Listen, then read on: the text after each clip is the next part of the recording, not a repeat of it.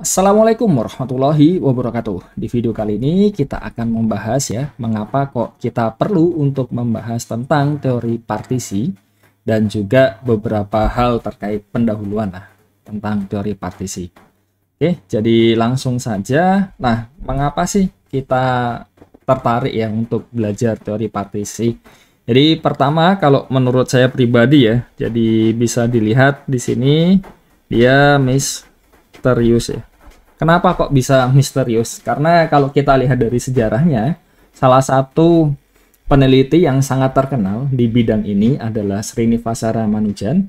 Jadi beliau adalah ya seorang jenius lah dari India, dan luar biasanya ada berbagai formula yang sudah ditemukan banyak sekali kan, dan hanya beberapa yang miss. Dan menariknya adalah dari sekian banyak itu, ya kan, tidak banyak yang ada buktinya. Jadi orang kan penasaran, jadi misterius itu tadi. Kenapa kok dia bisa memikirkan seperti ini?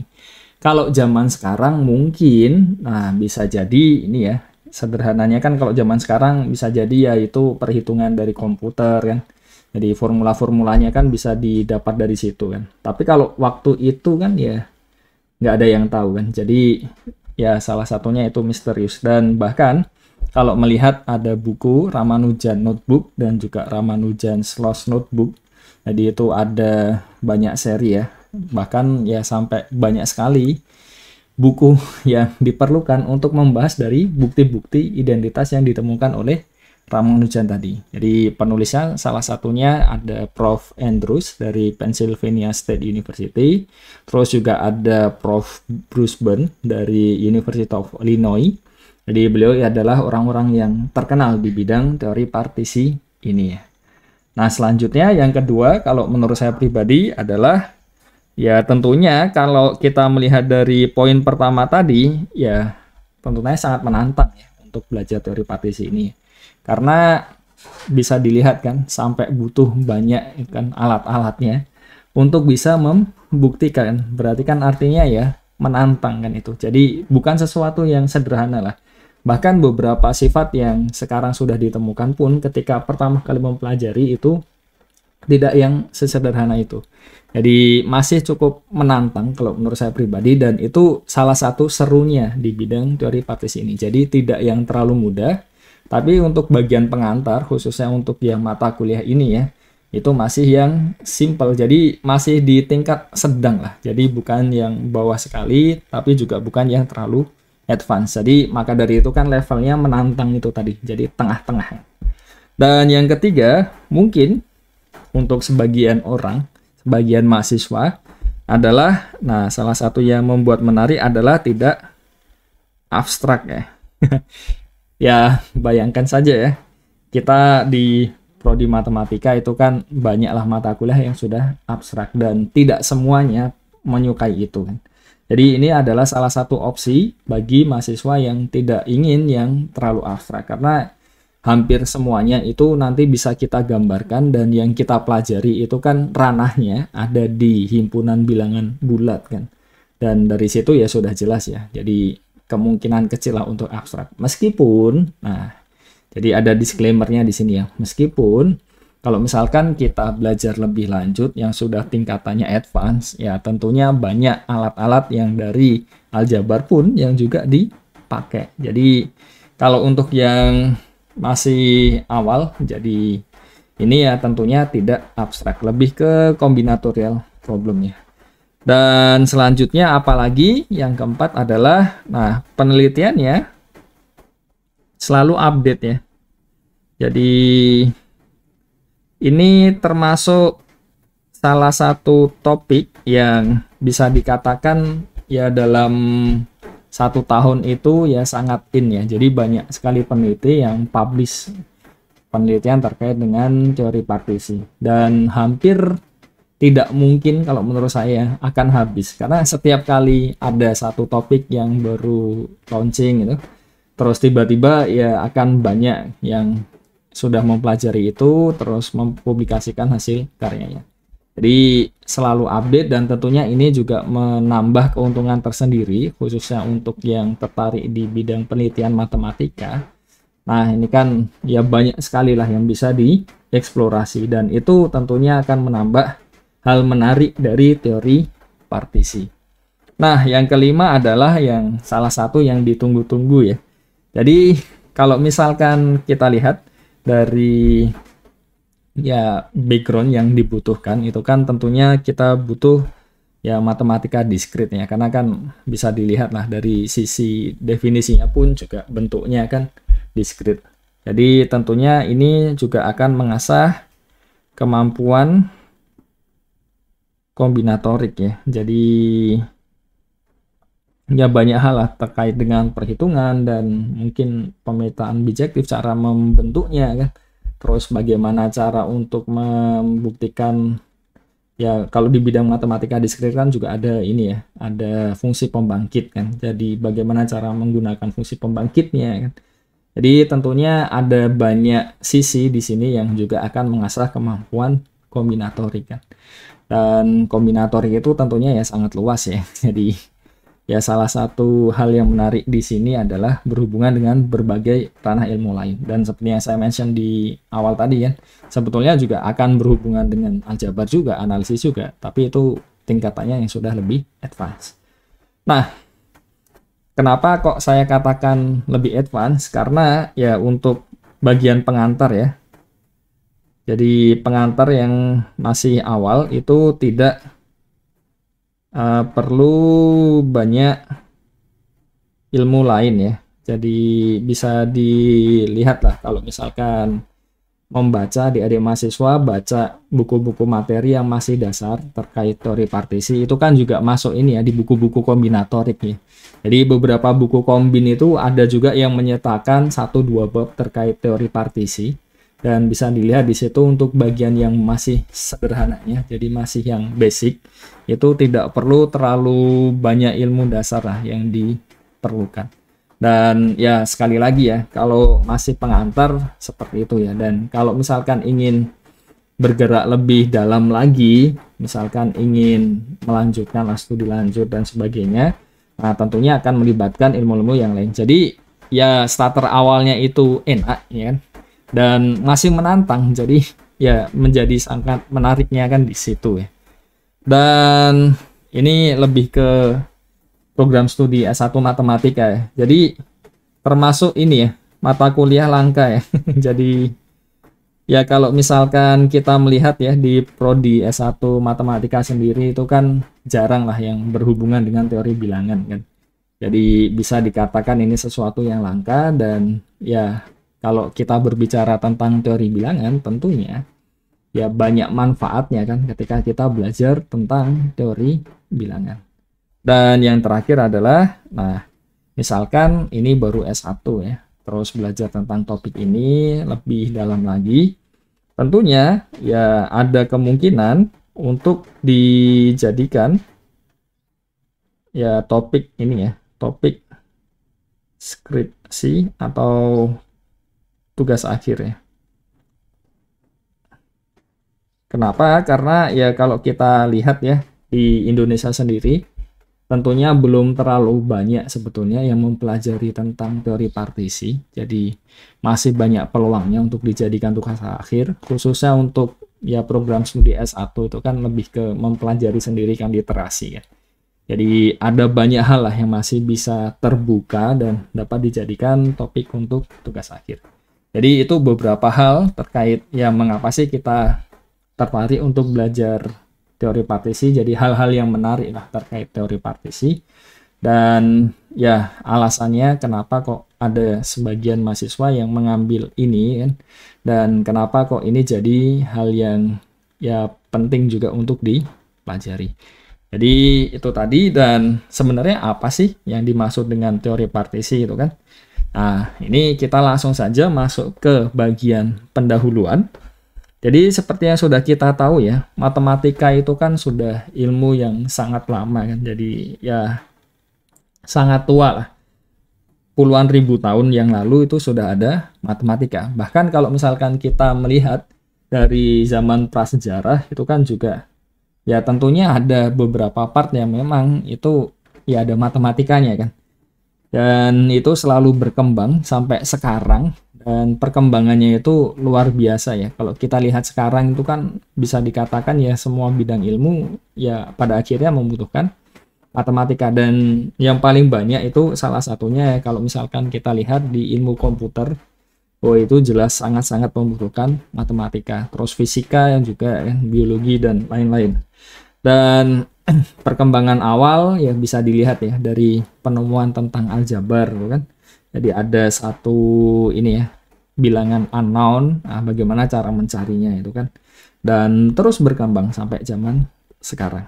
Dan kalau kita melihat kembali ya, ketika di zaman prasejarah pun juga ada matematika kan. Kalau misalkan kita lihat ketika ada video dokumenter itu tentang manusia gua lah contohnya kan. Nah itu kan ya ada gambar-gambar kan, dan gambar-gambarnya itu sebetulnya menunjukkan ya banyaknya sesuatu yang ada di situ. Jadi objeknya ada berapa. Contohnya kadang kan ada gambar misalkan sapi ya. Jadi ini misalkan ya kita gambarkan sapi ya. Jadi ini sapinya ada dua ya, 1 tambah 1 gitu kan. Atau ya bisa dilihat dua langsung seperti ini kan. Jadi ada gambar-gambar hieroglif ini yang biasanya di dinding-dinding gua kan. Dan ini sengaja ya kita set untuk arahnya seperti ini. Jadi ini secara material kita ambil dari buku Andrews dan Erikson, Integer Partitions, dan ini dibantu oleh ya salah satu mahasiswa teman kalian, Neva, untuk mengetik dan menerjemahkannya ya. Jadi banyak bab lah yang sudah diterjemahkan juga. Jadi ini bisa kita lihat ya. Jadi kalau dalam zaman sekarang biasanya kan kita ya melihatnya kalau satu baris itu anggap saja mencerminkan satu bilangan ya. Jadi ini kan bisa kita lihat sebagai 1 tambah 1 kan. Terus yang ini juga sederhananya daripada menggambar kan, kita lebih baik menggunakan angka kan.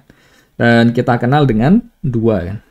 Nah yang ini bagaimana kan bisa kita lihat sebagai setiap baris ada 3 baris, berarti ada 3 di situ, 1 tambah 1 tambah 1. Di sisi lain kita punya di sini ada 3 kan. Jadi di sini kita punya 3. Loh kok ada 3 lagi ya.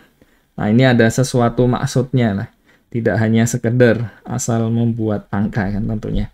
Nah ini ada 2 tambah 1. Di sini ada 1 tambah 1 tambah 1 tambah 1. Dan di sini ada 4 ya.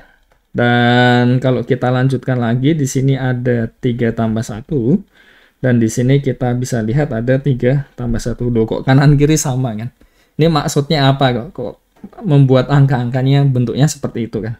Jadi kalau kita lihat dalam bentuk tabel ya kan, bisa kita lihat tadi kita summarize kan. Jadi seperti ini kan, 1 tambah 1, 2, 1 tambah 1 tambah 1, 3 kan, dan seterusnya. Nah objek-objek seperti ini yang kita sebut dengan suatu partisi bilangan bulat. Jadi yang dimaksud dengan partisi bilangan bulat apa? Jadi kita punya suatu bilangan bulat positif ya kan. Dan ya intinya kita ingin merepresentasikan bilangan itu sebagai jumlahan kan, dari bilangan-bilangan bulat positif juga tentunya, tanpa memperhatikan urutan. Jadi di sini kita tuliskan sebagai barisan ini ya. Jadi di sini turun berarti kan dia tak naik ya. Jadi bisa dilihat di situ supaya ordernya itu dijaga lah. Jadi tidak memperhatikan urutannya ya. Dan apa sih istimewanya ketika kita mengelis di sebelah kiri ini dan di sebelah kanan? Jadi bisa dilihat ya, ini adalah partisi dari 2. 2 itu kan dapat dinyatakan dalam 2 dan juga 1 tambah 1. Terus ini semua partisi dari 3 ya kan. Ini dapat dinyatakan dalam 3 dan 2 tambah 1 dan juga 1 tambah 1 tambah 1 dan 3. Terus yang terakhir ini partisi dari 4. Tapi menariknya adalah ya bisa dilihat ya. Di sini bisa kita lihat setiap penjumlahnya ya kan. Jadi pada masing-masing partisi di sini setiap penjumlahnya itu tidak ada yang sama. Jadi yang di sini adalah penjumlahnya tidak ada yang sama. Sedangkan yang di kiri bagaimana? Bisa kita lihat penjumlahnya ini, ya kan? Bisa dilihat ini ada 1, ada 3, ya kan? Dan 1 dan 3 itu tentunya ya dia penjumlahnya dia ganjil kan. Jadi bisa dicek di situ dan ternyata oh banyaknya mereka sama, dan ini baru beberapa ini ya kasus kecil saja ya, 2, 3 dan 4. Jadi bisa diperhatikan bahwa banyaknya bilangan yang di kolom sebelah kiri sama dengan yang di sebelah kanan. Jadi fenomena ini sudah dibuktikan oleh Euler lama sekali, 1748 ya. Tapi ya bisa kita lihat ya, ini masih angka-angkanya kecil kan. Dan kalau kita lanjutkan lagi, ini kan tadi 2, 3, 4, terus kita lanjutkan lagi, ini kan 5, terus ini 6 kan. Dan ini ada 3 ya kan. Terus di sini juga ada 3. Di sini ada 4, di sini juga ada 4 kan. Ternyata juga masih berlaku ini tadi ya. Jadi banyaknya partisi dengan penjumlahnya berbeda sama dengan masih banyaknya partisi dengan penjumlahnya ganjil. Tapi masih ya kasusnya untuk beberapa bilangan yang kecil. Dan kalau kita coba lanjutkan ya kan dari 7 sampai 10. Jadi ini kita coba list. Ini yang 7, ini 8, ini 9, ini 10 kan. Kita coba list semuanya. Ternyata banyaknya masih sama ya. Jadi bisa dilihat di sini ini ada 5, di sini juga ada 5. Terus di sini ada berapa ini? 1 2 3 4 5 6 ya, ada 6. Ini juga ada 6 kan. Terus di sini ada 1 2 3 4 5 6 7 8 ya, ada 8 ya. Ini juga ada 8. Terus di sini ada 1 2 3 4 5 6 7 8 9 10 ya. Jadi ini ada 10. Ini juga ada 10 kan. Dan sebetulnya tidak perlu dihitung ya, dilihat dari banyak barisnya di sini kan sudah kelihatan juga kan. Jadi bisa dilihat ternyata sifat tadi ya, banyaknya partisi dengan penjumlahnya masing-masing yang berbeda ya, akan sama dengan banyaknya partisi dengan setiap penjumlahnya ganjil kan. Dan ini sudah kita buktikan dari N sama dengan 2. Ya kalau N sama dengan 1 jelas ya, tidak perlu diperdebatkan lagi ya, karena hanya 1 dan 1 kan. Jadi bisa kita katakan ya ini terbukti dari N sama dengan 1 sampai dengan 10 kan. Dan ya selalu sama ya. Dan bagaimana cara membuktikannya ya nanti kita akan pelajari lebih lanjut. Jadi ini salah satu pengantar yang menarik ya di teori partisi kan. Kita akan bahas untuk ya sebarang N nanti cara untuk mengerjakannya gimana kan. Jadi sudah mulai tertarik kan. Kok bisa kan, bisa sama kan. Jadi kita akan bahas lebih lanjut ya di pokok bahasan yang selanjutnya. Jadi kalau kita mau mereview sebentar ya, kembali lagi sedikit ya. Jadi kalau seperti itu tadi kan, berarti kan kita punya ini ya. Setiap bilangan yang memiliki banyak partisi kan, memenuhi kondisi yang sama, terus memenuhi kondisi tertentu. Jadi yang satu memenuhi apa, satunya apa kan. Kita cari banyaknya di keduanya, ternyata banyaknya sama gitu kan. Jadi itu yang disebut dengan identitas dari suatu partisi kan. Jadi identitas di sini ya dari kata bahasa Inggris identity ya. Tapi bisa dikatakan sifat itu juga sama ya. Jadi selain itu ya tentunya tidak hanya ini ya, tidak hanya itu tadi ya. Jadi ada banyak kan. Makanya itu salah satu yang membuat ya teori partisi ini jadi lebih menarik. Jadi contoh lain misalkan ya, kita punya identitas seperti ini, setiap bilangan yang banyak partisinya ada di sini kan. Nah, itu akan sama dengan ya banyak partisi yang selisihnya minimal 2 kan. Jadi kalau kita lihat yang ada di sini, ini kan 1, 4, 6, 9, 11. Kalau kita bagi 5, jadi 1 mod 5 itu jadi 1 ya. Ya jelas ya, kalau misalkan kita ambil di sini 4, ini kan negatif 1 ya, atau 4 juga nggak apa-apa lah. Terus ini 6 mod 5 berarti kan 1 mod 5, ini mod 5, terus ini 9 jadi 4 mod 5 ya kan. Kalau yang 11 itu kan 1 mod 5, terus 14 itu 4 mod 5 kan. Jadi bisa dilihat setiap yang ada di sini itu ya sisanya ketika kita bagi 5 itu 1 atau 4. Dan hal-hal seperti ini yang menggunakan ya modulo ya sisa pembagian itu akan juga sering kita gunakan di bidang ini. Dan ya tentunya itu sesuatu hal yang sangat menarik juga kan di bidang teori partisi ya. Dan ya sudah membuat mulai penasaran kan apa saja identitas yang lain kan yang ada di sini. Dan salah satu identitas yang terkenal itu ada identitas Rogers Ramanujan. Jadi untuk Rogers sendiri itu menyampaikannya itu sudah 1894 ya. Kalau Ramanujan kan ini 1913 kan. Jadi jeda waktunya itu cukup lama kan antara mereka berdua.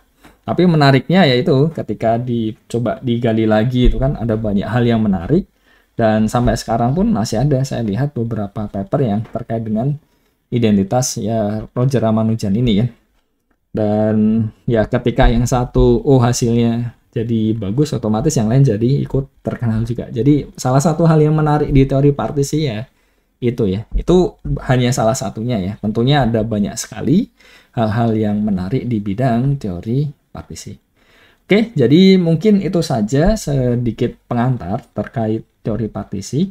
Jadi semoga dapat dipahami dengan baik dan semoga bermanfaat. Kalau misalkan ada yang ingin ditanyakan atau dikoreksi atau ingin menambahkan sesuatu dapat meninggalkan di kolom komentar. Jadi sekian saja untuk video kali ini. Terima kasih sudah menyimak. Wassalamualaikum warahmatullahi wabarakatuh.